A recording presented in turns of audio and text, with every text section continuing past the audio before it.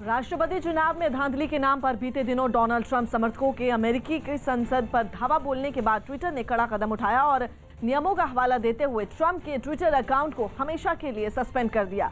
मतलब साफ है कि ट्विटर का इस्तेमाल अब डोनाल्ड ट्रंप नहीं कर पाएंगे क्योंकि उनके अकाउंट को डिलीट कर दिया गया है। ट्विटर ने यह कदम ट्रंप की तरफ से हाल ही में किए गए कई ट्वीट की करीब से समीक्षा करने के बाद उठाया। इतना ही नहीं, ट्विटर की तरफ से बाद में कुछ ट्वीट भी किए गए जिनमें यह साफ किया गया कि कोई भी अकाउंट नियमों से ऊपर नहीं है और कोई भी ट्विटर का इस्तेमाल हिंसा भड़काने के लिए नहीं कर सकता। इससे पहले ट्रंप ने 20 जनवरी को होने वाले जो बाइडेन के शपथ ग्रहण समारोह में शिरकत करने से इनकार कर दिया था, जिस पर बाइडेन ने प्रतिक्रिया दी और कहा कि उनका वहां नहीं पहुंचना ही बेहतर होगा।